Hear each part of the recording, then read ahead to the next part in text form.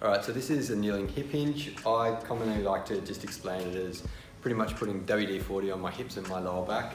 We can use it when I've got acute lower back and hip pain, but it's also a really good strategy to just warm up the end range tissue. So I like to use it before we squat, deadlift, or if I'm just really stiff in the morning.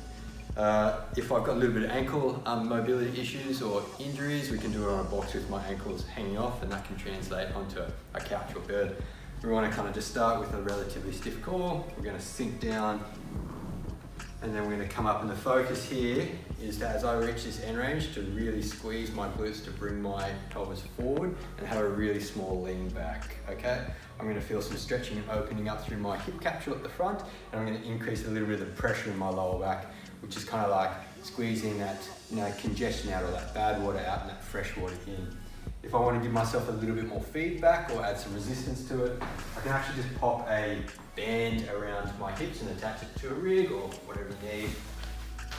And that's as I move down onto the ground. So I'm going to shift forward, same thing again, sinking back, coming up, squeeze through, lean back. Squeeze through, lean back. I can also follow this up with an adductor rock, which is a relatively similar position, but just allows me to hit a little bit more of my hamstrings and my adductors and really kind of target one side of my lower back or one side of my hip capsule. And so that's going to work this way. If I want to hit a little bit more adductors, I'm going to have my toes pointed forward, sinking back, coming up, squeezing through, and you'll kind of see that I'm biasing that hip as I kind of come back and forth. If I want to have a little bit more hamstring, I'm going to have my toes pointed to the ceiling, come up, squeeze through. You're going to notice if the toes are pointed up, you're going to get a little bit more evenly distributed through the hips and a little less isolated through that one side. So a bit more isolated, a bit more open.